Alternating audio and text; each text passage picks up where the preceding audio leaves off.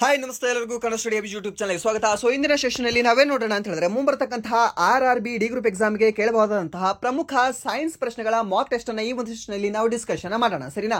So ಒಂದು shift ಅಲ್ಲಿ ನಿಮಗೆ ಟೋಟಲಿ ಎಷ್ಟು ಸೈನ್ಸ್ ಪ್ರಶ್ನೆಗಳನ್ನ ಕೇಳ್ತಾನೆ? ಟೋಟಲಿ 25 ಪ್ರಶ್ನೆಗಳನ್ನ ಕೇಳ್ತಾನೆ, ಸರಿನಾ. ಸೊ ಈ ಒಂದು ಸೆಷನಲ್ಲಿ ನಾವು ಸಹ 25 ಪ್ರಶ್ನೆಗಳನ್ನ ಡಿಸ್ಕಷನ್ ಮಾಡೋಣ, ಸರಿಯಾ. ಸೊ ಅಂಡ್ ದೆನ್ ನೀವು ಪ್ರತಿಯೊಂದು ಪ್ರಶ್ನೆಗೆ ನಿಮ್ಮ ಉತ್ತರ ಯಾವ್ದಾಗಿತ್ತು, ಸೊ ಟೋಟಲಿ 25 ಪ್ರಶ್ನೆಗಳಿಗೆ ನೀವು ಎಷ್ಟು ಸರಿ ಮಾಡಿದ್ರಿ ಅಂತ ನೀವು ಲಾಸ್ಟ್ ಅಲ್ಲಿ ನೀವು ಕಾಮೆಂಟ್ ಸಹ ಮಾಡಬಹುದು. ಅಂಡ್ ದೆನ್ ಇದಕ್ಕಿಂತ ಇಂಪಾರ್ಟೆಂಟ್ ಮಾಹಿತಿ ಏನು ಅಂತಂದ್ರೆ, last RRB D group exam ಏನ್ ನಡೆದಿದೆ ಅಲ್ವಾ, ಆ ಡಿ ಗ್ರೂಪ್ ಎಕ್ಸಾಮ್ ಅಲ್ಲಿ ಸೈನ್ಸ್ ಸಬ್ಜೆಕ್ಟ್ ನಿಮಗೆ ಇದ್ದೇ ಇರುತ್ತೆ ಅಂತ ನಿಮ್ಗೆ ಗೊತ್ತಿದೆ. ಸೊ ಸೈನ್ಸ್ ಇದೆ, ಸೈನ್ಸ್ ಅಲ್ಲಿ ಟೋಟಲಿ ಎಷ್ಟು ಟಾಪಿಕ್ ಗಳ ಮೇಲೆ ಪ್ರಶ್ನೆನ ಕೇಳಿದಾನೆ? ಸೊ ಟೋಟಲಿ 23 ಟಾಪಿಕ್ ಮೇಲೆ ಪ್ರಶ್ನೆನ ಕೇಳ್ತಾ ಬಂದಿದ್ದಾನೆ. ಸೊ ಅದರಲ್ಲಿ ಹೈಯೆಸ್ಟ್ ವೇಟೇಜ್ ಯಾವ್ದ್ರ ಮೇಲೆ ಇದೆ ಅಂತ. ಓಕೆ, ಸೊ ನಿಮ್ಗೆ ಗೊತ್ತಿರಲಿ, ಜಸ್ಟ್ ಒಂದು ಎಕ್ಸಾಂಪಲ್ ಹೇಳೋದಾದ್ರೆ ಯಾವ್ದು ಅಂತ ಹೇಳ್ಬೋದು ನಾವು. ಈ ಹ್ಯೂಮನ್ ಬಾಡಿ ಅಂತ ಹೇಳ್ಬೋದು, ಬಾಟ್ನಿ ಅಂತ ಹೇಳ್ಬೋದು, ಇಲ್ಲಾಂದ್ರೆ ಆಪ್ಟಿಕ್ಸ್ ಅಂತ ಹೇಳ್ಬೋದು, ಎಲೆಕ್ಟ್ರಿಸಿಟಿ ಅಂತ ಹೇಳ್ಬೋದು, ಸೆಲ್ ಅಂತ ಹೇಳ್ಬೋದು, ಇಲ್ಲಾಂದ್ರೆ geology, magnetism, metal, forces, wave, gravity, ಮತ್ತೆ periodic table, and then unit and ಈ ಡೈಮೆನ್ಷನಲ್ ಫಾರ್ಮುಲಾ ಅಂತ. ಸೊ ಈ ರೀತಿ ಹಲವು 23 ಟಾಪಿಕ್ಗಳು ಬರ್ತವೆ. ಆ 23 ಟಾಪಿಕ್ ಅಲ್ಲಿ ಹೈಯೆಸ್ಟ್ ವೇಟೇಜ್ ಟಾಪಿಕ್ ಯಾವ್ದಿದೆ ಅಂತ. ಸೊ ಹೈಯೆಸ್ಟ್ ವೇಟೇಜ್ ಟಾಪಿಕ್ ಯಾವ್ದು ಬರುತ್ತೆ ಅಂದ್ರೆ ಕೆಮಿಕಲ್ ರಿಯಾಕ್ಷನ್ ಅಂತ ಹೇಳ್ತೀವಿ, ಸರಿನಾ. So last year means last ನಡೆದಿರ್ತಕ್ಕಂಥ RRB ಡಿ ಗ್ರೂಪ್ ಎಕ್ಸಾಮ್ ಅಲ್ಲಿ ಅಪ್ರಾಕ್ಸಿಮೇಟ್ಲಿ 1300 ಏನಾದರೂ ಸೈನ್ಸ್ ಪ್ರಶ್ನೆಗಳನ್ನ ಕೇಳಿದ್ರೆ, ಎಲ್ಲಾ ಶಿಫ್ಟ್ ಅಲ್ಲಿ ಹೇಳ್ತಾ ಇದ್ದೀನಿ, ಎಲ್ಲಾ ಶಿಫ್ಟ್ ಅಲ್ಲಿ 1300 ಪ್ರಶ್ನೆಗಳನ್ನ ಏನಾದರೂ ಕೇಳಿದ್ರೆ, ಆ 1300 ಪ್ರಶ್ನೆಗಳಲ್ಲಿ ಈ ಕೆಮಿಕಲ್ ರಿಯಾಕ್ಷನ್ ಏನಿದೆ ಅಲ್ವಾ, ಇದ್ರ ಮೇಲೆ 110 ಪ್ರಶ್ನೆಗಳನ್ನ ಕೇಳಿದ್ದಾನೆ. And then second highest weightage ಯಾವ್ದಿದೆ ಅಂತ ನೋಡಿದ್ರೆ ಹ್ಯೂಮನ್ ಬಾಡಿ, ಏನ್ ನಮ್ಮ ಬಾಡಿ ಇದೆ ಅಲ್ವಾ, ಆ ಹ್ಯೂಮನ್ ಬಾಡಿ ಮೇಲೆ 103 ಪ್ರಶ್ನೆಗಳನ್ನ ಕೇಳಿದ್ದಾನೆ. ಅಂಡ್ ದೆನ್ ಥರ್ಡ್ ಹೈಯೆಸ್ಟ್ ಯಾವ್ದಿದೆ? ಥರ್ಡ್ ಹೈಯೆಸ್ಟ್ ಬರೋದೇ ನಿಮಗೆ ಬಾಟ್ನಿ ಬರುತ್ತೆ. ಸೊ ಬಾಟ್ನಿಯಲ್ಲಿ ಮೀನ್ಸ್ ಈ ಸಸ್ಯಗಳದ್ದು ಏನು ರಿಲೇಟೆಡ್ ಇದೆ ಅಲ್ವಾ, ಸೊ ಇದ್ರ ಮೇಲೆ ಜಾಸ್ತಿ ಫೋಕಸ್ ಮಾಡಿದ್ದಾನೆ. ಸೊ ನೀವು ಇಲ್ಲಿ ಯಾವ್ದಾದ್ರ ಮೇಲೆ ಫೋಕಸ್ ಮಾಡಬೇಕು ಅಂತಂದ್ರೆ ನೆಕ್ಸ್ಟ್ ಇನ್ನು ನಿಮಗೆ ರಿವಿಷನ್ ಮಾಡಕ್ಕೆ ಟೈಮ್ ಇದೆ. ಸೊ ಯಾವುದು ಅಂತಂದ್ರೆ ಒಂದು ಕೆಮಿಕಲ್ ರಿಯಾಕ್ಷನ್ ನೋಡ್ಕೊಳ್ಳಿ, ಅಂಡ್ ದೆನ್ ನೆಕ್ಸ್ಟ್ ಹ್ಯೂಮನ್ ಬಾಡಿನ ನೋಡ್ಕೊಳ್ಳಿ, ಅಂಡ್ ದೆನ್ ನೆಕ್ಸ್ಟ್ ಬಾಟ್ನಿನ ನೋಡ್ಕೊಳ್ಳಿ, ಮತ್ತೆ ಆಪ್ಟಿಕ್ಸ್ ನೋಡ್ಕೊಳ್ಳಿ. ಯಾಕಂದ್ರೆ ಆಪ್ಟಿಕ್ಸ್ ಮೇಲೆ ಕೂಡ ನಿಮಗೆ 90 ಪ್ರಶ್ನೆಗಳನ್ನ ಕೇಳಿದ್ದಾನೆ. ಈ ಬಾಟ್ನಿ ಮೇಲೆ 99 ಪ್ರಶ್ನೆಗಳನ್ನ ಕೇಳಿದ್ದಾನೆ.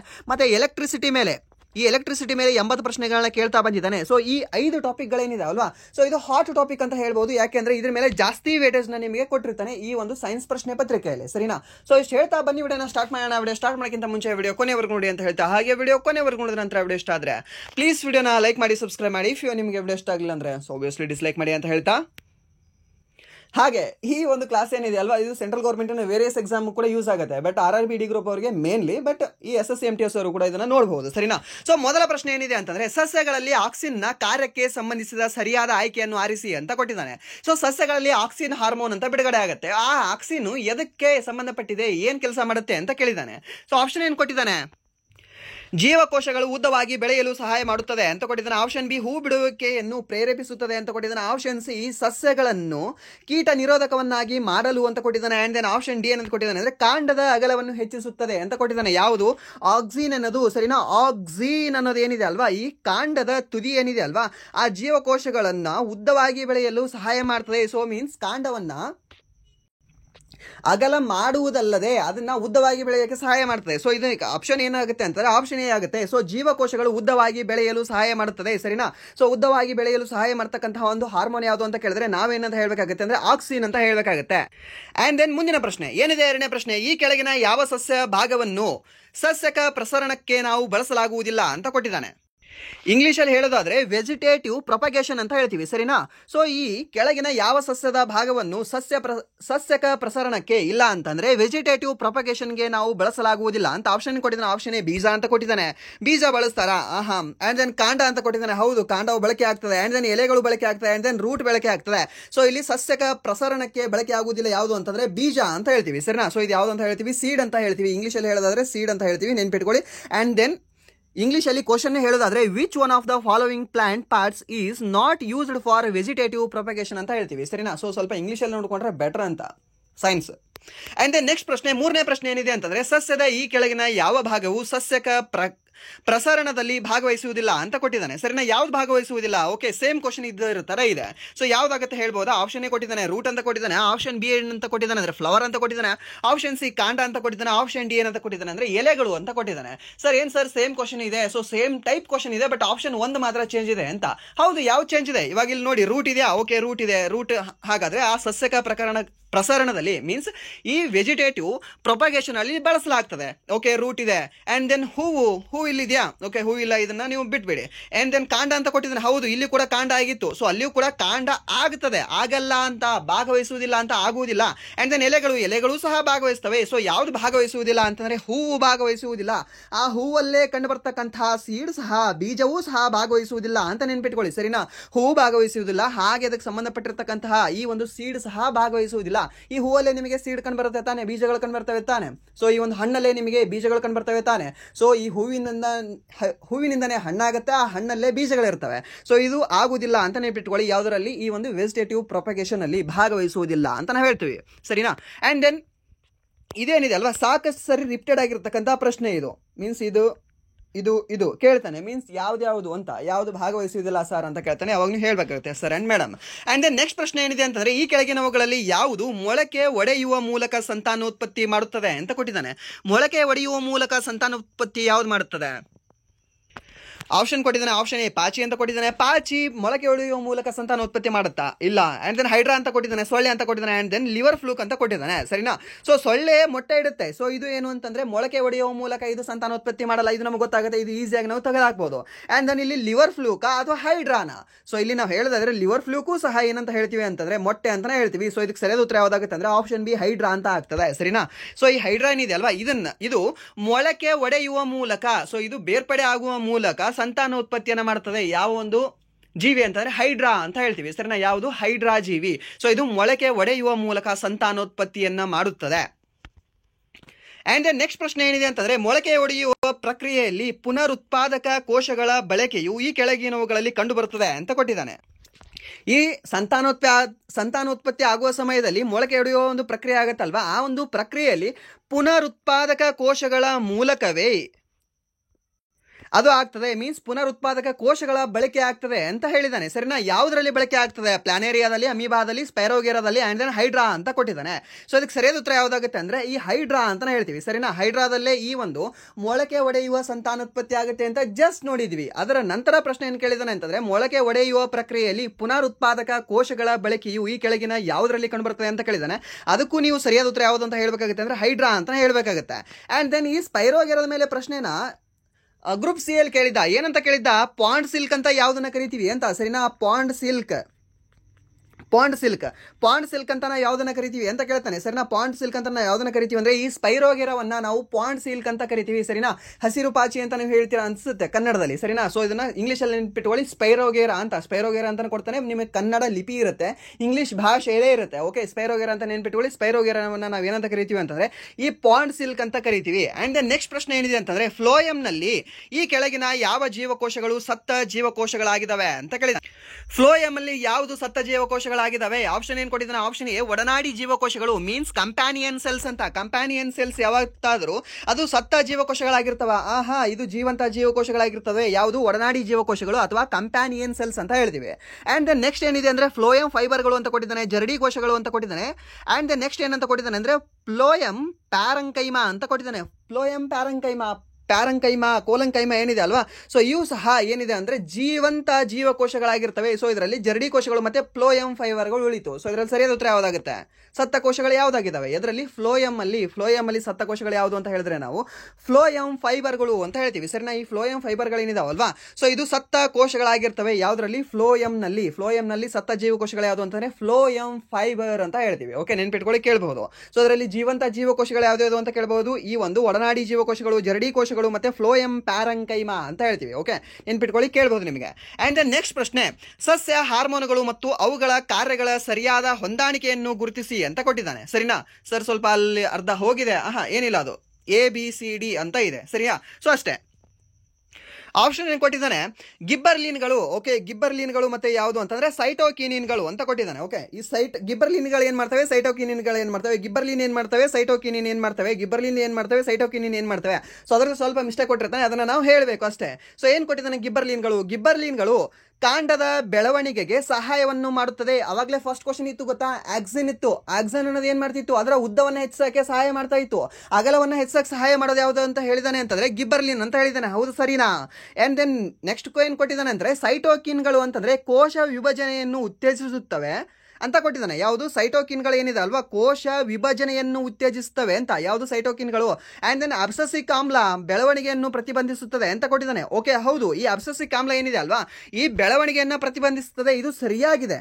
ಸೊ ಹಾಗಾದರೆ ಆ ಮೇಲಿನ ಎರಡು ಸರಿಯಾಗಿದೆ ಇಲ್ವಂತ ನಮಗೆ ಗೊತ್ತಿಲ್ಲ ಅಂದ್ರೂ ಸಹ ಇದರಲ್ಲಿ ಹುಡುಕ್ಬೋದು ನಾವು. ಏನಂತ ಕೊಟ್ಟಿದ್ದಾನೆ? ಅಬ್ಸೆಸಿಕ್ ಆಮ್ಲ ಕೋಶ ವಿಭಜನೆಯನ್ನು ಉತ್ತೇಜಿಸುತ್ತದೆ.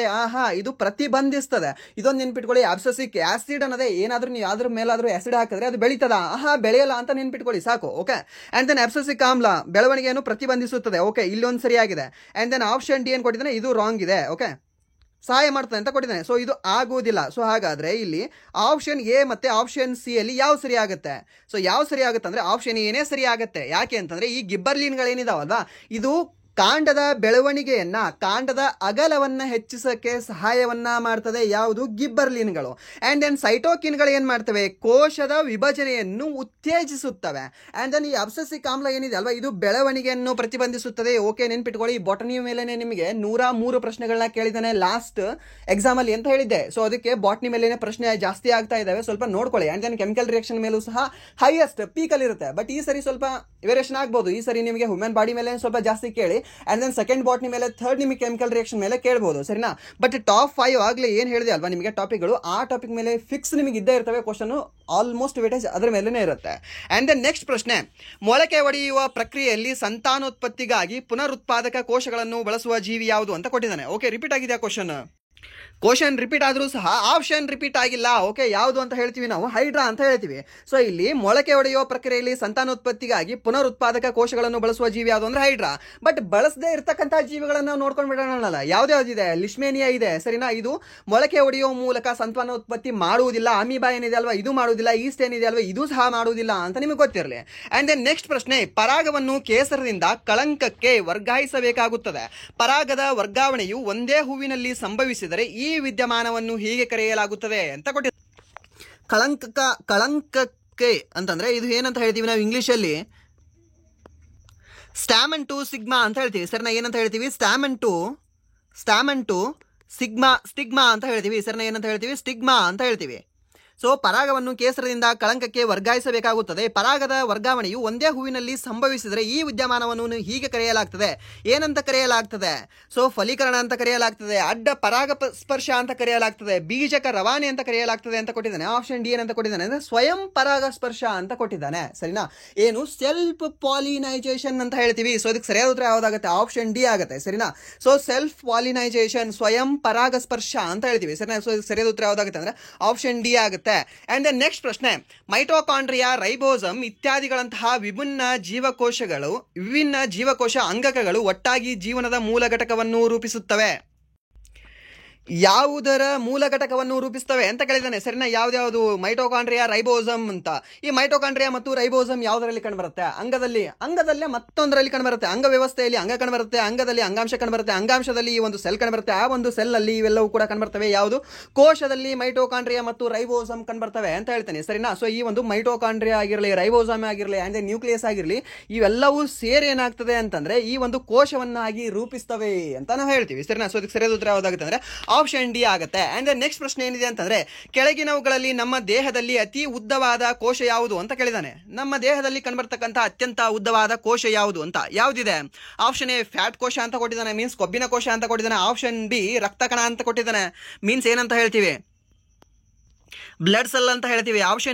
ಆಪ್ಷನ್ ಬಿ ಏನಂತ ಕೊಟ್ಟಿದ್ದಾನೆ ಅಂದ್ರೆ ಮುಂದೆ ನೆಕ್ಸ್ಟ್ ಅಂಡಾಣು ಅಂತ ಕೊಟ್ಟಿದ್ದಾನೆ, ಇಲ್ಲ ಅಂದ್ರೆ ಓವಮ್ ಅಂತ ಹೇಳ್ತೀವಿ. ಆ್ಯಂಡ್ ದೆನ್ ಆಪ್ಷನ್ ಡಿ ಏನಂತ ಕೊಟ್ಟಿದ್ದಾನೆ ಅಂದ್ರೆ ನರಕೋಶ ಅಂತ ಕೊಟ್ಟಿದ್ದಾನೆ. ಸೊ ಇದಕ್ಕೆ ಅತ್ಯಂತ ಉದ್ದವಾದ ಕೋಶ ಯಾವುದು ಕಂಡುಬರುತ್ತೆ ಅಂದ್ರೆ ನರಕೋಶ ಕಂಡುಬರುತ್ತೆ. ಸರಿನಾ? ಯಾವ್ದು ಕಂಡುಬರುತ್ತೆ ಅಂದ್ರೆ ನರ್ವ್ ಸೆಲ್ ಕಂಡುಬರುತ್ತೆ ನಮ್ಮ ದೇಹದಲ್ಲಿ. ಯಾವುದು? ನರ್ವ್ ಸೆಲ್ ಅಂತ ಹೇಳ್ತೀವಿ. ನರ್ವ್ ಸೆಲ್ ನೆನ್ಪಿಟ್ಕೊಳ್ಳಿ. ನರ್ವ್ ಸೆಲ್ ಏನಿದೆ ಅಲ್ವಾ ನಮ್ಮ ದೇಹದಲ್ಲಿ ಕಂಡುಬರ್ತಕ್ಕಂಥ ಅತ್ಯಂತ ಉದ್ದವಾದ ಒಂದು ಕೋಶವಾಗಿದೆ, ಸೆಲ್ ಆಗಿದೆ ಅಂತ ಹೇಳ್ತೀವಿ. ಆ್ಯಂಡ್ ದೆನ್ ನೆಕ್ಸ್ಟ್ ಪ್ರಶ್ನೆ, ಕೋಶ ವಿಭಜನೆಯ ಸಮಯದಲ್ಲಿ ಒಂದು ಜೀವಿ 2 ಸಮಾನ ಭಾಗಗಳಾಗಿ ವಿಭಜನೆ ಆಗುತ್ತದೆ. ಇದನ್ನು ಏನೆಂದು ಕರೆಯುತ್ತಾರೆ ಅಂತ ಕೇಳಿದ್ದಾನೆ. ಕೋಶ ವಿಭಜನೆಯ ಸಮಯದಲ್ಲಿ ಒಂದು ಜೀವಿ 2 ಸಮಾನ ಭಾಗಗಳಾಗಿ ವಿಭಜನೆ ಆಗುತ್ತೆ ಅಂತೆ. ಸೊ ಇದನ್ನ ನಾವು ಏನಂತ ಕರಿತೀವಿ? ಪುನರುತ್ಪಾದನೆ ಅಂತ ಕರಿತೀವಿ ಅಂತ, ಆ್ಯಂಡ್ ದೆನ್ ಬೀಜಕ ರಚನೆ ಅಂತ ಕರಿತೀವಿ ಅಂತ, ಆ್ಯಂಡ್ ದೆನ್ ಬೈನರಿ ವಿದಳನ ಅಂತ ಕರಿತೀವಿ ಅಂತ, ಆ್ಯಂಡ್ ದೆನ್ ಬಡ್ಡಿಂಗ್ ಅಂತ ಕರಿತೀವಿ ಅಂತ ಕೇಳಿದ್ದಾನೆ. ಸೊ ಏನಂತ ಕರಿತೀವಿ ನಾವು? ಹೇಳ್ಬೋದಾ? ಏನಂತ ಹೇಳ್ತೀವಿ ಅಂತಂದ್ರೆ ಅದನ್ನ ನಾವು ಬೈನರಿ ವಿದಳನ ಅಂತ ಹೇಳ್ತೀವಿ. ಸರಿನಾ? ಏನಂತ ಹೇಳ್ತೀವಿ ಅಂದ್ರೆ ಬೈನರಿ ವಿದಳನ ಅಂತ ಹೇಳ್ತೀವಿ, ಇಲ್ಲಾಂದ್ರೆ ಬೈನರಿ ಫಿಸನ್ ಅಂತ ಹೇಳ್ತೀವಿ. ಸರಿನಾ? ಏನಂತ ಹೇಳ್ತೀವಿ? ಬೈನರಿ ಫಿಷನ್ ಅಂತ ಹೇಳ್ತೀವಿ. FISSION ಅಂತ ಹೇಳ್ಬೋದು. ಓಕೆ, ಸೊ ಇದನ್ನು ಕೂಡ ನೆನ್ಪಿಟ್ಕೊಳ್ಳಿ, ಕೇಳ್ಬೋದು ನಿಮಗೆ. ಆ್ಯಂಡ್ ನೆಕ್ಸ್ಟ್ 13ನೇ ಪ್ರಶ್ನೆ ಏನಿದೆ ಅಂತಂದರೆ, ಯಾವ ಕೋಶವು ಬದಲಾಗುತ್ತಿರುವ ಆಕಾರಗಳನ್ನು ಹೊಂದಿದೆ ಅಂತ ಕೇಳಿದ್ದಾನೆ. ಯಾವ ಕೋಶವು ಬದಲಾಗುತ್ತಿರುವ ಆಕಾರವನ್ನು ಹೊಂದಿದೆ, ಚೇಂಜಿಂಗ್ ಶೇಪ್ ಯಾವುದು ಹೊಂದಿದೆ? ನಯವಾದ ಸ್ನಾಯು, ನರಕೋಶ, ಅಮೀಬಾ, ಅಂಡಾಣು. ಯಾವುದು ಬದಲಾಗುತ್ತಿರುವ ಆಕಾರಗಳನ್ನು ಯಾವುದು ಹೊಂದಿರ್ತದೆ? ನಯವಾದ ಸ್ನಾಯು ಹೊಂದಿರ್ತದ? ಅದು ಹಾಗೆ ಇರುತ್ತೆ. ಎಷ್ಟೇ ನಯವಾಗಿದ್ರೂ ಕೂಡ ಆ ಸ್ನಾಯುವ ಒಂದು ಶೇಪಲ್ಲೇ ಇರುತ್ತೆ. ನರಕೋಶವು ಕೂಡ ಸೇಮ್ ಶೇಪಲ್ಲೇ ಇರುತ್ತೆ. ಆ್ಯಂಡ್ ದೆನ್ ಅಂಡಾಣು, ಹೌದು, ಅಂಡಾಣು ಸಹ ಸೇಮ್ ಶೇಪಲ್ಲೇ ಇರುತ್ತೆ. ಬಟ್ ಇಲ್ಲಿ ಬದಲಾಗುತ್ತಿರುವ ಆಕಾರಗಳನ್ನು ಹೊಂದಿರತಕ್ಕಂಥ ಒಂದು ಯಾವುದು ಅಂತ ಕೋಶ ಯಾವುದು ಅಂತಂದರೆ ಈ ಅಮೀಬಾ ಅಂತ ಹೇಳ್ತೀವಿ. ಸರಿನಾ? ಯಾವುದು? ಅಮೀಬಾ. ಸೊ ಇದಕ್ಕೆ ಸರಿಯಾದ ಉತ್ತರ ಯಾವುದಾಗುತ್ತೆ ಅಂದರೆ ಆಪ್ಷನ್ ಸಿ, ಅಮೀಬಾ ಆಗುತ್ತೆ ಅಂತ ಹೇಳ್ತೀವಿ. ಆ್ಯಂಡ್ ದೆನ್ ನೆಕ್ಸ್ಟ್ ಪ್ರಶ್ನೆ 14ನೇ ಪ್ರಶ್ನೆ ಏನಿದೆ ಅಂತಂದರೆ, ತಪ್ಪಾದ ಜೋಡಿಯನ್ನು ಆಯ್ಕೆ ಮಾಡಿ ಅಂತ ಕೊಟ್ಟಿದ್ದಾನೆ. ಏನು ತಪ್ಪಾದ ಜೋಡಿ ಆಯ್ಕೆ ಮಾಡಿ? ಆಪ್ಷನ್ ಏನು ಕೊಟ್ಟಿದ್ದಾನೆ ಅಂತಂದ್ರೆ ಜೈವಿಕ ವಿಘಟನೆ ಎಲ್ಲದ ಯಾವುದು ಅಂತಂದ್ರೆ ಡಯಾಫರ್ ಅಂತ ಕೊಟ್ಟಿದ್ದಾನೆ. ಆ್ಯಂಡ್ ದೆನ್ ನೆಕ್ಸ್ಟ್ ತರಕಾರಿ ಜೈವಿಕ ವಿಘಟನೆಯ ಅಂತ ಕೊಟ್ಟಿದ್ದಾನೆ. ಓಕೆ, ಫಸ್ಟ್ ನಮಗೆ ಕ್ಲಾರಿಟಿ ಇಲ್ಲ ಅಂತಂದ್ರೆ ಎರಡನೇ ನಮ್ಗೆ ಗೊತ್ತಾಗುತ್ತೆ ನೋಡಿ. ತರಕಾರಿ ಏನಿದೆ ಅಲ್ವಾ, ಇದು ಜೈವಿಕ ವಿಘಟನೆ ಇದೆ ಅಂತ. ಹೌದು, ಜೈವಿಕ ವಿಘಟನೆ ಆಗುತ್ತೆ ಯಾವುದು? ತರಕಾರಿ. ಆ್ಯಂಡ್ ದೆನ್ ಪ್ಲಾಸ್ಟಿಕ್ ಗಾಜು ಏನಿದೆ, ಸೊ ಇದು ಜೈವಿಕ ವಿಘಟನೆ ಎಲ್ಲದ ಇದೆ. ಹೌದು, ಇದು ಕೂಡ ಸರಿಯಾಗಿದೆ. ಆ್ಯಂಡ್ ದೆನ್ ಪೇಪರ್ ಕಪ್ ಏನಿದೆ ಅಲ್ವಾ, ಇದು ಕೂಡ ಜೈವಿಕ ವಿಘಟನೆ ಆಗುತ್ತೆ. ಇದು ಆಪ್ಷನ್ ಏನು ಕೊಟ್ಟಿದ್ದಾನೆ ಅಲ್ವಾ, ಇದು ರಾಂಗ್ ಆಗುತ್ತೆ. ಸೊ ಇದಕ್ಕೆ ಸರಿಯಾದ ಉತ್ತರ ಯಾವುದಾಗುತ್ತೆ ಅಂದ್ರೆ ಆಪ್ಷನ್ ಎ ಆಗುತ್ತೆ. ಮೀನ್ಸ್ ತಪ್ಪಾದ ಜೋಡಿ ಯಾವುದು ಅಂತಂದ್ರೆ ಆಪ್ಷನ್ ಎ ಅಂತ ಹೇಳ್ತೀವಿ. ಆ್ಯಂಡ್ ದೆನ್ ನೆಕ್ಸ್ಟ್ ಪ್ರಶ್ನೆ 15ನೇ ಪ್ರಶ್ನೆ ಏನಿದೆ ಅಂತಂದರೆ, ಪರಿಸರ ವ್ಯವಸ್ಥೆಗೆ ಸಂಬಂಧಿಸಿದಂತೆ ಈ ಕೆಳಗಿನ ಯಾವ ಹೇಳಿಕೆಗಳು ಸರಿಯಾಗಿವೆ ಅಂತ ಕೇಳಿದ್ದಾನೆ. ಸರಿನಾ? ಯಾವ ಹೇಳಿಕೆಗಳು ಸರಿಯಾಗಿದ್ದಾವೆ? ಸೊ ಏನಂತ ಕೊಟ್ಟಿದ್ದಾನೆ? ಒಂದೇ ಹೇಳಿಕೆ, UV ವಿಕಿರಣವು ಜೀವಿಗಳಿಗೆ ಹಾನಿಕಾರಕವಲ್ಲ. UV ವಿಕಿರಣ ಏನಾದರೂ ಜೀವಿಗಳಿಗೆ ಹಾನಿಕಾರವಾಗಿರಲಿಲ್ಲ ಅಂದರೆ ಓಜೋನಲ್ಲೇನು ಆಟ ಆಡ ಕೂಡ್ತಿತ್ತ ನಮ್ಮ ಮೇಲ್ಗಡೆ? ಇಲ್ಲ ತಾನೇ. ಸ್ಟ್ರಾಟೋಸ್ಫಿಯರಲ್ಲಿ ಓಜೋನ್ ಇದೆ. ಏನು ಮಾಡ್ತಾ ಇರೋದು ಕೆಲಸ? ನಮಗೆ UV ವಿಕಿರಣಗಳಿಂದ ನಮ್ಮನ್ನು ರಕ್ಷಿಸ್ತದೆ. ಯಾವುದು? ಈ ಓಜೋನ್ ಅಂತ ಹೇಳ್ತೀವಿ. ಸರಿನಾ? ಯಾವುದು? ಓಜೋನ್, O3 ಅಂತ ಹೇಳ್ತೀವಿ. ನೆನ್ಪಿಟ್ಕೊಳ್ಳಿ. ಸೊ ಇದು ರಾಂಗ್ ಇದೆ. ಹಾನಿಕಾರಕವಲ್ಲ, ಹಾನಿಕಾರಕವಿದೆ. ಅದು ಯಾವುದು? UV ಕಿರಣ ಅಂತ ಹೇಳ್ತೀವಿ, ಅಲ್ಟ್ರಾವೈಲೆಟ್ ಕಿರಣ ಅಂತ ಹೇಳ್ತೀವಿ. ಸೊ ಇದು ಆಪ್ಷನ್ ಏನೇ ರಾಂಗ್ ಇದೆ. ಮೀನ್ಸ್ ಹೇಳಿಕೆ ಒಂದೇ ರಾಂಗ್ ಇದೆ. ಸೊ ಹೇಳಿಕೆ ಒಂದಿದೆಯಾ? ಸೊ ಇದು ರಾಂಗ್ ಆಗುತ್ತೆ. ಹೇಳಿಕೆ ಒಂದಿದೆಯಾ? ಇದು ರಾಂಗ್ ಆಗುತ್ತೆ. ಆ್ಯಂಡ್ ದೆನ್ ಹೇಳಿಕೆ ಒಂದು ಅಂತ ಕೊಟ್ಟಿದ್ದಾನೆ, ಇದನ್ನು ಕೂಡ ರಾಂಗ್ ಆಗುತ್ತೆ. ಸೊ ಇಲ್ಲಿ ಸರಿಯಾದ ಉತ್ತರ ಯಾವುದಾಗುತ್ತೆ ಅಂದರೆ ಆಪ್ಷನ್ ಬಿ ಮಾತ್ರ ಆಗುತ್ತೆ. ಈ ರೀತಿ ನಾವು ಎಲಿಮಿನೇಟ್ ಮಾಡ್ಕೊಳ್ಬೋದು. ಓಕೆ, ಬಿ, ಸಿ ರೈಟ್ ಇದಾವ ಇಲ್ಲ ಅಂತ ನೋಡ್ಕೊಳ್ಳೋಣ ಬನ್ನಿ. ಏನಿದೆ? ಬಿ ಏನು ಕೊಟ್ಟಿದ್ದಾನೆ? ಮೀನ್ಸ್ ವಾತಾವರಣದ ಉನ್ನತ ಮಟ್ಟದಲ್ಲಿರುವ ಓಝೋನ್ ಆಮ್ಲಜನಕ ಅಣುವಿನ ಮೇಲೆ ಕಾರ್ಯನಿರ್ವಹಿಸುವ UV ವಿಕಿರಣದ ಉತ್ಪನ್ನವಾಗಿದೆ. ಹೌದು, ಸರಿಯಾಗಿದೆ. ಆ್ಯಂಡ್ ದೆನ್ ನೆಕ್ಸ್ಟ್ 1980ರಲ್ಲಿ ವಾತಾವರಣದಲ್ಲಿನ ಓಜೋನ್ ಪ್ರಮಾಣ ತೀವ್ರವಾಗಿ ಕುಸಿಯಲು ಪ್ರಾರಂಭಿಸಿತು ಅಂತ ಕೊಟ್ಟಿದ್ದಾನೆ. ಹೌದು, ಇದು ಕೂಡ ಸರಿಯಾಗಿದೆ. ಓಕೆ, ಸೊ ಇದು ಕೂಡ ಸರಿಯಾಗಿದೆ. ಸೊ ಆಪ್ಷನ್ ಬಿ ಮತ್ತು ಸಿ ಹೇಳಿಕೆ ಏನಿದಾವಲ್ಲ, ಸೊ ಇದು ಸರಿಯಾಗಿದೆ. ಸೊ ಇದಕ್ಕೆ ಸರಿಯಾದ ಉತ್ತರ ಯಾವುದಾಗುತ್ತೆ ಅಂದರೆ ಆಪ್ಷನ್ ಬಿ ಆಗುತ್ತೆ. ಹೇಳಿಕೆ 2 ಮತ್ತು 3 ಮಾತ್ರ ಇದಕ್ಕೆ ಸರಿಯಾದ ಉತ್ತರ ಆಗುತ್ತೆ. ಆ್ಯಂಡ್ ದೆನ್ ನೆಕ್ಸ್ಟ್ ಪ್ರಶ್ನೆ, ಈ ಕೆಳಗಿನವುಗಳಲ್ಲಿ ಯಾವುದು ಅಡ್ರಿನಾಲಿನ್ ಹಾರ್ಮೋನಿಗೆ ಸರಿಯಾಗಿ ಸಂಬಂಧಿಸಿದೆ ಅಂತ ಕೇಳಿದ್ದಾನೆ. ಅಡ್ರಿನಾಲಿನ್ ಹಾರ್ಮೋನ್ ಏನಂತ ಹೇಳುತ್ತೆ? ಹೇಳ್ಬೋದು. ಅಡ್ರಿನಾಲಿನ್ ಹಾರ್ಮೋನ್ ಏನೇನು ಕೆಲಸ ಮಾಡುತ್ತೆ? ಹಾರ್ಟ್ ಬೀಟ್ ಫಾಸ್ಟ್ ಮಾಡುತ್ತಾ? ಹೌದು, ಹಾರ್ಟ್ ಬೀಟ್ ಫಾಸ್ಟ್ ಮಾಡುತ್ತೆ. ಹೌದು, ಇದು ಸರಿಯಾಗಿದೆ. ಆ್ಯಂಡ್ ದೆನ್ ಉಸಿರಾಟದ ಪ್ರಮಾಣ ಹೆಚ್ಚಾಗುತ್ತದೆ ಅಂತ ಕೊಟ್ಟಿದ್ದಾನೆ. ಹೌದಾ? ಹೌದು. ಇವಾಗ ಹಾರ್ಟ್ ಬೀಟ್ ಜಾಸ್ತಿ ಆದರೆ ಉಸಿರಾಟದ ಪ್ರಮಾಣ ಸಹ ಹೆಚ್ಚಾಗುತ್ತೆ. ಆ್ಯಂಡ್ ದೆನ್ ರಕ್ತದೊತ್ತಡವನ್ನು ಕಡಿಮೆ ಮಾಡುತ್ತದೆ. ರಕ್ತದೊತ್ತಡವನ್ನು ಜಾಸ್ತಿ ಮಾಡ್ತದೆ. ಇದು ಯಾವುದು? ಈ ಅಡ್ರಿನಾಲಿನ್ ಹಾರ್ಮೋನ್ ಅಂತ ಹೇಳ್ತೀವಿ. ಸರಿನಾ? ಈ ಒಂದು ಅಡ್ರಿನಾಲಿನ್ ಹಾರ್ಮೋನ್ ಕಿಡ್ನಿಯ ಮೇಲ್ಗಡೆ ಟೊಪ್ಪಿಗೆ ಆಕಾರದಲ್ಲಿ ಕಂಡುಬರ್ತಕ್ಕಂಥ ಹಾರ್ಮೋನ್ ನಾವು ಏನಂತ ಕರಿತೀವಿ ಅಂದರೆ ಅಡ್ರಿನಾಲಿನ್ ಹಾರ್ಮೋನ್ ಅಂತ ಕರಿತೀವಿ. And then fight or flight hormone ಅಂತ ಯಾವುದನ್ನ ಕರಿತೀವಿ ಅಂತ ಕೇಳ್ತಾನೆ. ಸರಿನಾ? ಸೊ ಫೈಟ್ ಆರ್ ಫ್ಲೈಟ್, ಹೆದರು ಅಥವಾ ಅಲ್ಲಿಂದ ಓಡಿ ಹೋಗು. ಸೊ ಯಾವ ಒಂದು ಹಾರ್ಮೋನ್ನ ಕರಿತೀವಿ? ಇದೇ ಅಡ್ರಿನಾಲಿನ್ ಹಾರ್ಮೋನ್ನ ಕರಿತೀವಿ. ಸರಿನಾ? ನೆನ್ಪಿಟ್ಕೊಳ್ಳಿ. ಮುಂದೆ ಹಾವು ಬಂದಾಗ ಸಡನ್ ಆಗಿ ಒಂದು ಕೋಲ್ ತೊಗೊಂಡು ಹೊಡೆಯಕ್ಕೆ ನಿಲ್ತೀವಿ, ಇಲ್ಲಿಂದ್ರೆ ಅಲ್ಲಿಂದ ಓಡಿ ಹೋಗ್ತೀವಲ್ವಾ. ಸೊ ಇದೇ ಒಂದು ಅಡ್ರಿನಾಲಿನ್ ಹಾರ್ಮೋನ್ ಅವಾಗ ಬಿಡುಗಡೆ ಆಗಿರುತ್ತೆ. ಓಕೆ, ನಾಯಿ ಬೆನ್ನು ಹತ್ತದಾಗ ಓಡ್ತೀವಲ್ವಾ, ಲೈಕ್ ಹುಸೇನ್ ಬೋಲ್ಟ್ ಥರ ಸ್ಪೀಡಾಗಿ. ಸೊ ಅದು ಯಾವಾಗ ನಮ್ಮ ದೇಹದಲ್ಲಿ ಅಡ್ರಿನಾಲಿನ್ ಹಾರ್ಮೋನ್ ಬಿಡುಗಡೆ ಆಗುತ್ತಲ್ವಾ, ಆವಾಗ ನಾವು ಆ ರೀತಿ ರಿಯಾಕ್ಟ್ ಮಾಡೋಕ್ಕೆ ಸ್ಟಾರ್ಟ್ ಮಾಡ್ತೀವಿ. ಸರಿನಾ? ನೆನ್ಪಿಟ್ಕೊಳ್ಳಿ. ಯಾವುದು ಅಂದರೆ ಅಡ್ರಿನಾಲಿನ್ ಹಾರ್ಮೋನ್ ಅಂತ ಹೇಳ್ತೀವಿ. ನೆನ್ಪಿಟ್ಕೊಳ್ಳಿ, ಕೇಳ್ಬೋದು ನಿಮಗೆ. ಆ್ಯಂಡ್ ದೆನ್ ನೆಕ್ಸ್ಟ್ ಪ್ರಶ್ನೆ, ಹೊಟ್ಟೆಯ ಗೋಡೆಯಲ್ಲಿರುವ ಗ್ಯಾಸ್ಟ್ರಿಕ್ ಗ್ರಂಥಿಗಳು ಬಿಡುಗಡೆ ಮಾಡುವುದಿಲ್ಲ. ಯಾವುದನ್ನು ಬಿಡುಗಡೆ ಮಾಡುವುದಿಲ್ಲ? ಗ್ಯಾಸ್ಟ್ರಿಕ್ ಗ್ರಂಥಿಗಳು ಯಾವುದನ್ನು ಬಿಡುಗಡೆ ಮಾಡುವುದಿಲ್ಲ? ಹೇಳ್ಬೋದಾ? ಪೆಪ್ಸಿನ್ ಬಿಡುಗಡೆ ಮಾಡ್ತವ? ಹೌದು, ಪೆಪ್ಸಿನ್ನ ಬಿಡುಗಡೆ ಮಾಡ್ತದೆ. ಈ ಗ್ಯಾಸ್ಟ್ರಿಕ್ ಗ್ರಂಥಿಗಳೇ ಬಿಡುಗಡೆ ಮಾಡ್ತದೆ. ಯಾವುದನ್ನ? ಪೆಪ್ಸಿನ್ನ. ಸರಿನಾ? ಈ ಪೆಪ್ಸಿನ್ ಏನಿದೆ ಅಲ್ವಾ, ಇದು ಪ್ರೋಟೀನ್ನ ಕರಗಿಸೋಕ್ಕೆ ಸಹಾಯವನ್ನು ಮಾಡ್ತದೆ. ಆ್ಯಂಡ್ ದೆನ್ ಹೈಡ್ರೋಕ್ಲೋರಿಕ್ ಆಮ್ಲ ಅಂತ ಕೊಟ್ಟಿದ್ದಾನೆ. ಹೌದು, HCl ಅನ್ನು ಸಹ ಇದೇ ಒಂದು ಗ್ಯಾಸ್ಟ್ರಿಕ್ ಗ್ರಂಥಿಗಳೇ ಬಿಡುಗಡೆ ಮಾಡ್ತೇವೆ ನಮ್ಮ ಹೊಟ್ಟೆಯಲ್ಲಿ. ಆ್ಯಂಡ್ ದೆನ್ ನಮ್ಮ ಹೊಟ್ಟೆಯಲ್ಲಿ ಕಂಡುಬರ್ತಕ್ಕಂಥ ಆಮ್ಲ ಯಾವುದು ಅಂತ ಕೇಳ್ತಾನೆ. ಇದೇ ಒಂದು ಹೈಡ್ರೋಕ್ಲೋರಿಕ್ ಆಮ್ಲ ಅಂತ ಹೇಳ್ತೀವಿ. ಆ್ಯಂಡ್ ದೆನ್ ಲಾಲಾರಸ ಮತ್ತು ಹೊಟ್ಟೆ ಗ್ರಂಥಿಗಳು ಬಿಟ್ಟರೆ ಬಾಯಿಗೆ ಏನು ಕೆಲಸ? ಬಾಯಿ ಬಿಡ್ತದೆ ಇದು. ಸರಿನಾ? ಸೊ ಬಾಯಿ ಅಂತ ಹೇಳ್ತೀವಿ. ಸೊ ಇದು ಆಪ್ಷನ್ ಸಿನೇ ಇದಕ್ಕೆ ರಾಂಗ್ ಆಗುತ್ತೆ. ಸೊ ಯಾವುದು ಬಿಡುಗಡೆ ಮಾಡುವುದಿಲ್ಲ ಅಂತಂದರೆ ಆಪ್ಷನ್ ಸಿ ಇದು ಯಾವುದು ಅಂದರೆ ಲಾಲಾರಸ ಅಂತ ಹೇಳ್ತೀವಿ. ಆ್ಯಂಡ್ ದೆನ್ ಲೋಳೆಯ ಅಂತ ಹೇಳ್ತೀವಿ. ಇನ್ನು ಇಂಗ್ಲೀಷಲ್ಲಿ ಇದಕ್ಕೆ ಹೇಳೋದಾದರೆ ಮ್ಯೂಕಸ್ ಅಂತ. ಏನಂತಂದ್ರೆ ಮ್ಯೂಕಸ್ ಅಂತ ಹೇಳ್ತೀವಿ ಸರಿನಾ. ಏನು ಮ್ಯೂಕಸ್ ಸಹ ಏನಂತಂದ್ರೆ ಈ ಒಂದು ಹೊಟ್ಟೆಯಲ್ಲಿ ಬಿಡುಗಡೆ ಆಗ್ತದೆ. ಸೊ ಇದಕ್ಕೆ ಸರಿಯಾದ ಉತ್ತರ ಯಾವ್ದಾಗುತ್ತೆ ಅಂದ್ರೆ ಲಾಲಾರಸ ಅನ್ನೋದಾಗುತ್ತೆ, ಸಲೈವ ಅನ್ನೋದು ಇದಕ್ಕೆ ಸರಿಯಾದ ಉತ್ತರ ಆಗುತ್ತೆ. ಅಂಡ್ ನೆಕ್ಸ್ಟ್ 18ನೇ ಪ್ರಶ್ನೆ ಏನಿದೆ ಅಂದ್ರೆ ಪುರುಷ ಸಂತಾನೋತ್ಪತ್ತಿ ವ್ಯವಸ್ಥೆಗೆ ಸಂಬಂಧಿಸಿದಂತೆ ಈ ಕೆಳಗಿನ ಯಾವ ಹೇಳಿಕೆ ಸರಿಯಾಗಿವೆ ಅಂತ ಕೊಟ್ಟಿದ್ದಾನೆ ಸರಿನಾ. ಸೊ ಈ ಕೆಳಗಿನ ಯಾವ ಹೇಳಿಕೆ ಸರಿಯಾಗಿದ್ದಾವೆ? ಈ ವೃಷಣಗಳು ಕಿಬ್ಬೊಟ್ಟೆಯ ಕುಳಿಯಲ್ಲಿದ್ದಾವೆ ಅಂತ ಕೊಟ್ಟಿದ್ದಾನೆ ಸರಿನಾ. ಈ ಅಬ್ಡೋಮಿನಲ್ ಅಂತ ಹೇಳ್ತೀವಲ್ಲ ಅದರ ಕೆಳಗಡೆ ಕಂಡುಬರ್ತವೆ ಇದು ಅಂತ ಹೇಳಿದ್ದಾನೆ. ಅಂಡ್ ನೆಕ್ಸ್ಟ್ ವೀರ್ಯ ರಚನೆಯು ವೀರ್ಯನಾಳದಲ್ಲಿ ನಡೆಯುತ್ತದೆ ಅಂತ ಕೊಟ್ಟಿದ್ದಾನೆ, ಹೌದಾ ಅಥವಾ ರಾಂಗ್? ಅಂಡ್ ದೆನ್ ಆಪ್ಷನ್ಸ್ ಏನಂತ ಕೊಟ್ಟಿದ್ದಾನೆ ಅಂದ್ರೆ ವೀರ್ಯ ರಚನೆಗೆ ಸಾಮಾನ್ಯ ದೇಹದ ಉಷ್ಣತೆಗಿಂತ ಹೆಚ್ಚಿನ ಉಷ್ಣತೆ ಬೇಕಾಗುತ್ತದೆ ಅಂತ ಕೊಟ್ಟಿದ್ದಾನೆ, ಹೌದಾ? ಅಂಡ್ ದೆನ್ ಆಪ್ಷನ್ ಡಿ ಏನಂತ ಕೊಟ್ಟಿದ್ದಾನೆ ಅಂದ್ರೆ ವೃಷಣಗಳು ಟೆಸ್ಟೋಸ್ಟಿರಾನ್ ಹಾರ್ಮೋನ್ ಅನ್ನು ಸ್ರವಿಸುತ್ತವೆ. ಸೊ ಇದಕ್ಕೆ ಸರಿಯಾದ ಉತ್ತರ ಯಾವ್ದಾಗುತ್ತೆ ಅಂದ್ರೆ ಆಪ್ಷನ್ ಡಿನೇ ಆಗುತ್ತೆ. ಸೊ 3 ಹೇಳಿಕೆಗಳೇನಿದಾವಲ್ವಾ ಇದು ರಾಂಗ್ ಇದಾವೆ, ಇದು ರಾಂಗ್ ಇದೆ, ಇದು ರಾಂಗ್ ಇದೆ, ಇದು ರಾಂಗ್ ಇದೆ. ಸೊ ಅದಕ್ಕೆ ಸರಿಯಾದ ಉತ್ತರ ಯಾವ್ದಾಗುತ್ತೆ ಅಂದ್ರೆ ಈ ಆಪ್ಷನ್ ಡಿ ಆಗುತ್ತೆ. ವೃಷಣಗಳೇನಿದೆ ಅಲ್ವಾ ಟೆಸ್ಟೋಸ್ಟಿರಾನ್ ಹಾರ್ಮೋನ್ ಅನ್ನು ಸ್ರವಿಸುತ್ತವೆ, ಬಿಡುಗಡೆ ಮಾಡ್ತವೆ. ಅಂಡ್ ದೆನ್ ಗಂಟಿನಲ್ಲಿ ಮಾತ್ರ ಬಿಡುಗಡೆ ಆಗ್ತಕ್ಕಂತಹ ಹಾರ್ಮೋನ್ ಯಾವುದು ಅಂತ ಕೇಳ್ತಾನೆ, ಅವಾಗ್ಲೂ ಹೇಳ್ಬೇಕಾಗುತ್ತೆ ಟೆಸ್ಟೋಸ್ಟಿರಾನ್ ಅಂತ. ಯಾವುದು? ಟೆಸ್ಟೋಸ್ಟಿರಾನ್ ಸರಿನಾ. ಇದನ್ನ ಕೇಳಿದಾನೆ, ಸಾಕು ಸರಿ ಕೇಳಿದ್ದಾನೆ. ಅಂಡ್ ದೆನ್ ನೆಕ್ಸ್ಟ್ ಪ್ರಶ್ನೆ, ಅಂಡಾಶಯಗಳಿಂದ ನಿಯಂತ್ರಿಸಲ್ಪಡುವ ಕಾರ್ಯಕ್ಕೆ ಸಂಬಂಧಿಸಿದ ಸರಿಯಾದ ಆಯ್ಕೆಯನ್ನು ಆರಿಸಿ ಅಂತ ಕೊಟ್ಟಿದ್ದಾನೆ ಸರಿನಾ. ಏನು? ಅಂಡಾಶಯಗಳಿಂದ ನಿಯಂತ್ರಿಸಲ್ಪಡುವ ಕಾರ್ಯಕ್ಕೆ ಸಂಬಂಧಿಸಿದ ಸರಿಯಾದ ಆಯ್ಕೆಯನ್ನು ಆರಿಸಿ. ಏನು ಆರಿಸೋದು? ಹೇಳಿಕೆಯನ್ನು ಕೊಟ್ಟಿದ್ದಾನೆ. ಆಪ್ಷನ್ ಎ ಎಲ್ಲ ಅಂಗಗಳು ಬೆಳವಣಿಗೆಯನ್ನು ಉತ್ತೇಜಿಸುತ್ತವೆ ಅಂತ ಕೊಟ್ಟಿದ್ದಾನೆ, ಹೌದಾ? ಆ್ಯಂಡ್ ದೆನ್ ಆಪ್ಷನ್ ಬಿ ಏನಂತ ಕೊಟ್ಟಿದ್ದಾನೆ ಅಂತಂದರೆ ಈ ಚಯಾಪಚಯವನ್ನು ನಿಯಂತ್ರಿಸ್ತದೆ ಅಂತ ಕೊಟ್ಟಿದ್ದಾನೆ, ಯಾವುದು? ಅಂಡಾಶಯ. ಆ್ಯಂಡ್ ದೆನ್ ಋತುಚಕ್ರವನ್ನು ನಿಯಂತ್ರಿಸ್ತದೆ ಅಂತ ಕೊಟ್ಟಿದ್ದಾನೆ. ಆ್ಯಂಡ್ ದೆನ್ ಪಿಟ್ಯೂಟರಿ ಗ್ರಂಥಿಗಳನ್ನು ಉತ್ತೇಜಿಸುತ್ತದೆ ಅಂತ ಕೊಟ್ಟಿದ್ದಾನೆ. ಓಕೆ, ನಾವು ನೋಡಿದ್ರೆ ಈಸಿಯಾಗಿ ಹೇಳ್ಬೋದು. ಈ ಋತುಚಕ್ರವನ್ನು ನಿಯಂತ್ರಣ ಮಾಡೋದು ಯಾವುದು ಅಂದರೆ ಅಂಡಾಶಯ ಅಂತ ಹೇಳ್ತೀವಿ ಸರಿನಾ. ಈ ಅಂಡಾಶಯಗಳಿಂದ ನಿಯಂತ್ರಿಸಲ್ಪಡುವ ಕಾರ್ಯ ಯಾವುದು ಅಂದರೆ ಋತುಚಕ್ರ ಅಂತ ಹೇಳ್ತೀವಿ ಸರಿನಾ, ಋತುಚಕ್ರ. ಆ್ಯಂಡ್ ದೆನ್ ಎಲ್ಲ ಅಂಗಗಳ ಬೆಳವಣಿಗೆಯನ್ನು ಉತ್ತೇಜಿಸುತ್ತದೋ? ಸೊ ಇದು ಅಲ್ಲ. ಆ್ಯಂಡ್ ದೆನ್ ಚಯಾಪಚಯ ಕೇಂದ್ರ ಏನಿದೆ ಅಲ್ವಾ, ಈ ಚಯಾಪಚಯವನ್ನು ನಿಯಂತ್ರಿಸ್ತಕ್ಕಂತಹ ಒಂದು ಕೇಂದ್ರ ಯಾವುದು ಅಂದರೆ ನಮ್ಮ ಥೈರಾಯ್ಡ್ ಅಂತ ಹೇಳ್ತೀವಿ ಸರ್. ಏನು ಇಲ್ಲಿ ನಮ್ಮ ಗಂಟ್ಲಲ್ಲಿ ಕಂಡುಬರ್ತಲ್ವಾ ಈ ಒಂದು ಬಟರ್ಫ್ಲೈ ಶೇಪಲ್ಲಿ, ಆ ಒಂದು ಥೈರಾಯ್ಡ್ ಏನಿದೆ ಅಲ್ವಾ, ಆ ಒಂದು ಥೈರಾಯ್ಡ್ ಇದನ್ನು ನಿಯಂತ್ರಿಸ್ತದೆ. ಯಾವುದು? ಚಯಾಪಚಯವನ್ನು. ನೆನ್ಪಿಟ್ಕೊಳ್ಳಿ, ಕೇಳ್ಬೋದು ನಿಮಗೆ. ಆ್ಯಂಡ್ ದೆನ್ ಪಿಟ್ಯೂಟರಿ ಗ್ರಂಥಿ ಏನಿದೆ ಅಲ್ವಾ, ನಮ್ಮ ದೇಹದಲ್ಲಿ ಕಂಡುಬರ್ತಕ್ಕಂತಹ 2ನೇ ಚಿಕ್ಕ ಗ್ರಂಥಿ ಅಂತ ಹೇಳ್ತೀವಿ. ಸೊ ಅತ್ಯಂತ ಚಿಕ್ಕ ಗ್ರಂಥಿ ಯಾವುದು? ಪೀನಿಯಲ್ ಗ್ರಂಥಿ ಅಂತ ಹೇಳ್ತೀವಿ ಸರಿನಾ. ಪೀನಿಯಲ್ ಗ್ರಂಥಿ ನಂತರ ಅತ್ಯಂತ ಚಿಕ್ಕದಾಗಿರ್ತಕ್ಕಂಥ ಗ್ರಂಥಿ ಯಾವುದು ಅಂದರೆ ಪಿಟ್ಯೂಟರಿ ಗ್ರಂಥಿ ಅಂತ ಹೇಳ್ತೀವಿ. ಓಕೆ, ಇದಾದ ನಂತರ ಹೈಪೋಥಾಲಮಸ್ ಅಂತ ಬರುತ್ತೆ, ಅದು ಕೂಡ ನೆನ್ಪಿಟ್ಕೊಳ್ಳಿ, ಕೇಳಬಹುದು ನಿಮಗೆ. ಆ್ಯಂಡ್ ದೆನ್ ನೆಕ್ಸ್ಟ್ ಪ್ರಶ್ನೆ, 20ನೇ ಪ್ರಶ್ನೆ ಏನಿದೆ ಅಂತಂದ್ರೆ ಈ ಕೆಳಗಿನ ಯಾವ ಅಂತಃಸ್ರಾವಕ ಗ್ರಂಥಿಗಳು ಬೆಳವಣಿಗೆಯ ಹಾರ್ಮೋನ್ಗಳನ್ನು ಸ್ರವಿಸುತ್ತವೆ ಅಂತ ಕೇಳಿದಾನೆ. ಬೆಳವಣಿಗೆಯ ಹಾರ್ಮೋನ್ ಅಂತಂದ್ರೆ ಇವಾಗ ನಮ್ದು ಸೆಕೆಂಡ್ ಲೋಯೆಸ್ಟ್ ಗ್ರಂಥಿ ಯಾವ್ದಿತ್ತು? ಮೀನ್ಸ್ ಅತಿ ಚಿಕ್ಕದಾಗಿರ್ತಕ್ಕಂಥ 2ನೇ ಚಿಕ್ಕ ಗ್ರಂಥಿ ಯಾವ್ದಾಗಿತ್ತು? ಪಿಟ್ಯೂಟರಿ.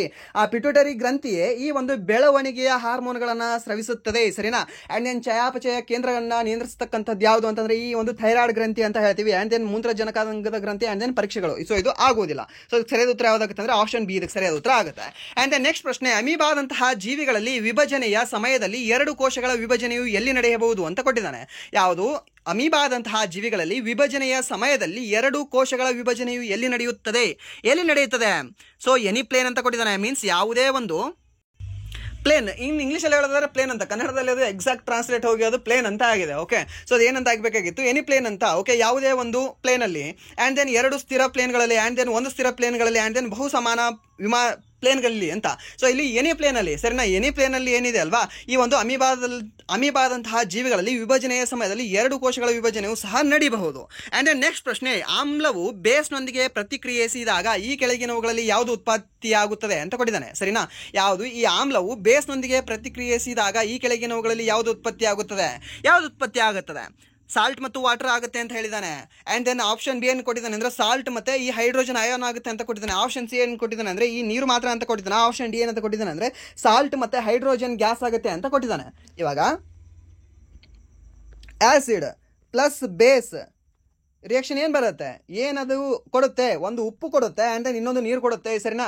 ಈ ಆಮ್ಲವು ಬೇಸ್ನೊಂದಿಗೆ ಪ್ರತಿಕ್ರಿಯಿಸಿದಾಗ ಏನೇನು ಸಿಗುತ್ತೆ ಅಂತಂದರೆ ನಮಗೆ ಒಂದು ಸಾಲ್ಟ್ ಸಿಗುತ್ತೆ, ಆ್ಯಂಡ್ ದೆನ್ ನೀರು ಸಿಗುತ್ತೆ. ಸೊ ಇದಕ್ಕೆ ಸರಿಯಾದ ಉತ್ತರ ಯಾವುದಾಗುತ್ತೆ ಅಂದರೆ ಆಪ್ಷನ್ ಎ ಇದಕ್ಕೆ ಸರಿಯಾದ ಉತ್ತರ ಆಗುತ್ತೆ. ಯಾವುದು? ಆಮ್ಲವು ಬೇಸ್ನೊಂದಿಗೆ ಪ್ರತಿಕ್ರಿಯಿಸಿದಾಗ ಈ ಕೆಳಗಿನವುಗಳಲ್ಲಿ ಯಾವುದು ಉತ್ಪತ್ತಿ ಆಗುತ್ತೆ ಅಂದರೆ ಉಪ್ಪು ಮತ್ತು ನೀರು ಉತ್ಪತ್ತಿ ಆಗುತ್ತವೆ. ಆ್ಯಂಡ್ ದೆನ್ ನೆಕ್ಸ್ಟ್ ಪ್ರಶ್ನೆ, ಈ ಕೆಳಗಿನವುಗಳಲ್ಲಿ ಯಾವುದು ಸೋಡಿಯಂನ ಸರಿಯಾದ ಯೂನಿಟ್ ದ್ರವ್ಯರಾಶಿಯಾಗಿದೆ ಅಂತ ಕೇಳಿದ್ದಾನೆ. ಸೋಡಿಯಂನ ಯೂನಿಟ್ ದ್ರವ್ಯರಾಶಿ ಯಾವುದಾಗಿದೆ? So 18 unit, and then 20 unit, and then 23 unit, and then 11 unit ಅಂತ ಕೊಟ್ಟಿದ್ದಾನೆ. ಸೊ ಇದಕ್ಕೆ ಸರಿಯಾದ ಉತ್ತರ ಯಾವುದಾಗುತ್ತೆ? ಸೋಡಿಯಂ ಸಾಕಷ್ಟು ಸರಿ ಕೇಳಿದ್ದಾನೆ. ಓಕೆ, ಸೋಡಿಯಂ ನೀವು ನೆನ್ಪಿಟ್ಕೊಳ್ಳೇಬೇಕು. ಸೊ ಸೋಡಿಯಂ ಎಷ್ಟಾಗುತ್ತೆ ಅಂದರೆ 23 ಯೂನಿಟ್ ಆಗುತ್ತೆ. ಓಕೆ, ಸೋಡಿಯಂನ ದ್ರವ್ಯರಾಶಿ ಎಷ್ಟಾಗಿದೆ ಅಂದರೆ 23 ಯೂನಿಟ್ ಆಗಿದೆ. ನೆನ್ಪಿಟ್ಕೊಳ್ಳಿ, ಯಾವುದು? ಸೋಡಿಯಂದು, NA ಅಂತ ಹೇಳ್ತೀವಿ, ಸೋಡಿಯಂ. ಆ್ಯಂಡ್ ದೆನ್ ನೆಕ್ಸ್ಟ್ ಪ್ರಶ್ನೆ, ಈ ಕೆಳಗಿನವುಗಳಲ್ಲಿ ಯಾವುದು ಮಿಶ್ರಣದ ಉದಾಹರಣೆಯಾಗಿದೆ ಅಂತ ಕೊಟ್ಟಿದ್ದಾನೆ. ಮಿಶ್ರಣದ ಉದಾಹರಣೆ ಯಾವುದಾಗಿದೆ ಇದರಲ್ಲಿ? ಆಪ್ಷನ್ ಏನು ಕೊಟ್ಟಿದ್ದಾನೆ? NaCl ಅಂತ ಕೊಟ್ಟಿದ್ದಾನೆ, ಉಪ್ಪು ಅಂತ ಕೊಟ್ಟಿದ್ದಾನೆ, salt, and then option B ಏನಂತ ಕೊಟ್ಟಿದ್ದಾನೆ ಅಂತಂದ್ರೆ ಗಾಳಿ ಅಂತ ಕೊಟ್ಟಿದ್ದಾನೆ, ಆಪ್ಷನ್ ಸಿ ಕಬ್ಬಿಣ ಅಂತ ಕೊಟ್ಟಿದ್ದಾನೆ, ಆಪ್ಷನ್ ಡಿ ಏನಂತ ಕೊಟ್ಟಿದ್ದಾನೆ ಅಂದ್ರೆ ನೀರು ಅಂತ ಕೊಟ್ಟಿದ್ದಾನೆ. ಸೊ ಅದಕ್ಕೆ ಸರಿಯಾದ ಉತ್ತರ ಯಾವುದಾಗುತ್ತೆ ಹೇಳ್ಬೋದಾ? ಯಾವುದು ಅಂತಂದ್ರೆ ಗಾಳಿ ಅಂತ ಹೇಳ್ತೀವಿ, ಸರಿನಾ? ಈ ಒಂದು ಮಿಶ್ರಣದ ಉದಾಹರಣೆಗೆ ಒಂದು ಸರಿಯಾದ ಉದಾಹರಣೆ ಯಾವುದು ಅಂದ್ರೆ ಗಾಳಿ ಅಂತ.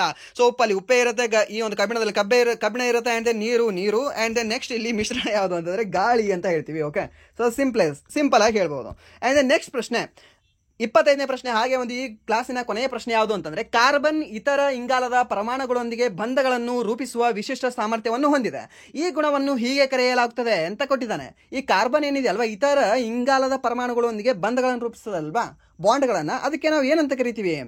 ಸ್ಫಟಿಕರಣ ಅಂತ ಕರಿತೀವಿ. ಆ್ಯಂಡ್ ದೆನ್ ಏನಂತ ಕರಿತೀವಿ ಅಂತಂದ್ರೆ ಈ ಕ್ಯಾಟನೇಷನ್ ಅಂತ ಕರಿತೀವಿ, ಆ್ಯಂಡ್ ದೆನ್ ಐಸೋಮರೇಷನ್ ಅಂತ ಕರಿತೀವಿ, ಆ್ಯಂಡ್ ದೆನ್ ಆಪ್ಷನ್ ಡಿ ಈ ಸೈಕ್ಲೇಷನ್ ಅಂತ ಕರಿತೀವಿ ಅಂತ ಕೊಟ್ಟಿದ್ದಾನೆ. ಸೊ ಇದಕ್ಕೆ ಸರಿಯಾದ ಉತ್ತರ ಯಾವುದಾಗುತ್ತೆ? ಇದಕ್ಕೆ ಸರಿಯಾದ ಉತ್ತರ ಯಾವುದಾಗುತ್ತೆ ಅಂದರೆ ಆಪ್ಷನ್ ಬಿ ಕ್ಯಾಟನೇಷನ್ ಅಂತ ಹೇಳ್ತೀವಿ, ಸರಿನಾ?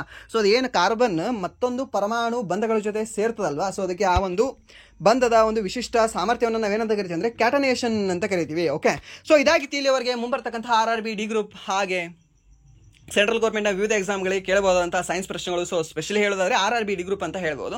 ಸೊ ಇಲ್ಲಿವರೆಗೂ ನೋಡೋದಕ್ಕಾಗಿ ಫಸ್ಟ್ ಆಫ್ ಆಲ್ ಧನ್ಯವಾದಗಳು. ಹಾಗೆ ಇಲ್ಲಿವರೆಗೂ ನೋಡಿ ನಿಮಗೆ ಏನಾದರೂ ವಿಡಿಯೋ ಇಷ್ಟ ಆಗಿದ್ರೆ ಪ್ಲೀಸ್ ವಿಡಿಯೋನ ಲೈಕ್ ಮಾಡಿ, ಸಬ್ಸ್ಕ್ರೈಬ್ ಮಾಡಿ. ಇಫ್ ನಿಮಗೆ ವಿಡಿಯೋ ಇಷ್ಟ ಆಗಿಲ್ಲ ಅಂದ್ರೆ ಆಬ್ವಿಯಸ್ಲಿ ಡಿಸ್ಲೈಕ್ ಮಾಡಿ ಅಂತ ಹೇಳ್ತಾ, ಹಾಗೆ ನಿಮ್ಮ ಮಾರ್ಕ್ಸ್ ಎಷ್ಟು ಬಂತು ಅಂತ ಅದನ್ನು ಕೂಡ ನೀವು ಕಮೆಂಟ್ ಸೆಕ್ಷನಲ್ಲಿ ಕಮೆಂಟ್ ಮಾಡಿ ಅಂತ ಹೇಳ್ತಾ ವಿಡಿಯೋನ ಎಲ್ಲಿಗೆ ಎಂಡ್ ಮಾಡ್ತಾ ಇದ್ದೀನಿ. Once again thank you so much.